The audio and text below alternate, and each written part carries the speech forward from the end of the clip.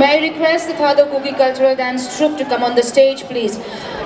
Let us all give them a round of applause. Rites and festivals by dancing, singing traditional folk songs, along with musical instruments.